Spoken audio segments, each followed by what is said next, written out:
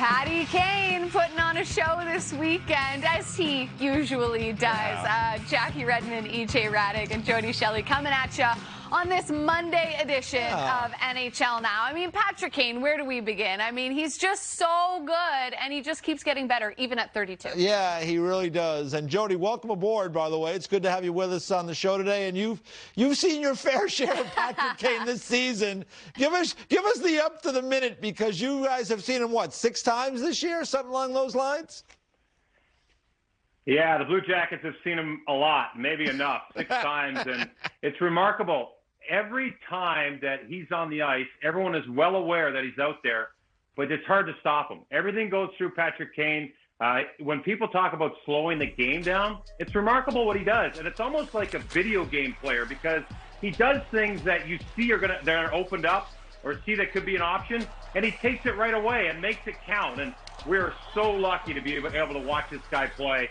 He's been in Chicago in the tough times, the great times, and it's so awesome to see him right now be the leader on that team and drive it and put up those big numbers. It's remarkable. Yeah, it really is, as he's getting a little older, 32 years of age now. And, you know, Jackie, we see the stuff on the ice, right? We see the great plays. We see the goal he scored to get to number 400. But what we don't see, and which I'm sure is taking place because no one gets better as they get into their 30s, is all the work behind the scenes. It's all the training, it's the nutrition, it's the extra time that he puts in. Yes, he's a great player, but in my long career covering this sport and watching sports over the years, and Jody, you could attest to this because you lived it as a professional athlete, people just don't get better. They have to work harder, and Patrick Kane is doing a lot of hard work behind the scenes, and we're seeing that he's still a great player, and this was just... I mean for your 400 to look like that? Like, Ronick, what are you doing?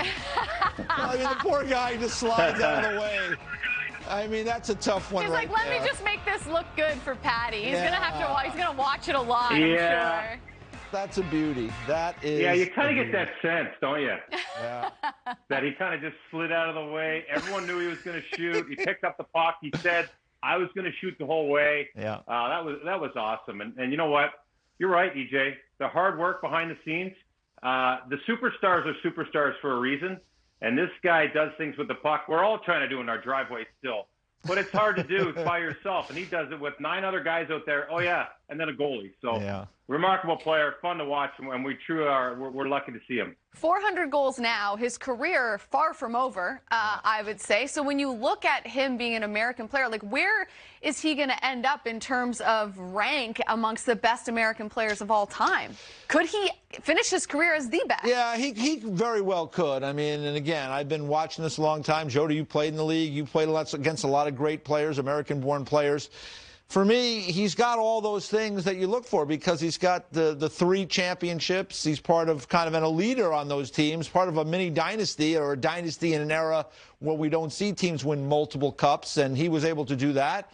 He's always at the top of the scoring leaders or amongst the best with his offensive game. And in those big games that they've had over the years, he's not a shrinking violet. He's somebody that was a big part of those big games, overtime goals. Oh, yeah, we call him Showtime for Yeah, me, exactly. Right? So for me, he could very easily end up as number 1 on the list. There's a lot of great players. There's the Leaches, the Chelioses, the Madonos. I mean, I can go on and on. But Patrick Kane may end up being the very best when it's all said and done. I would agree with that. And, you know, he's a player that, well, Jeremy Roenick was a player that was really well recognized. And the guys you mentioned, you know, they kind of led the way for the American-born players. But the new age players, there's more of them, and there's more of an impact from them. I think Patrick Kane will rise to the top. And I think all due respect to all the great American-born players, Patrick Kane is a universal name. I think he's known all over the world. I think the players coming from Europe really admire him and try to emulate some part of his game. And to see him still be on the ice with all these young players, what he's doing for the Blackhawks organization, carrying that torch right now as that leader, and for the league, I think we all feel really good about Patrick Kane.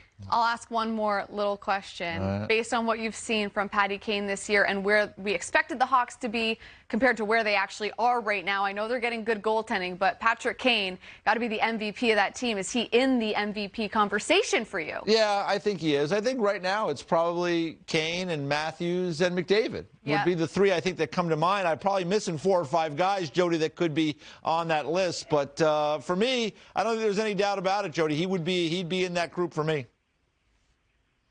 I think you'd have to. Any team like that that you look at and they're above the playoff line, which a team which had no expectations, and he's putting up the numbers and he's a major threat every night, I think it's a no-brainer. He's got to be in that conversation.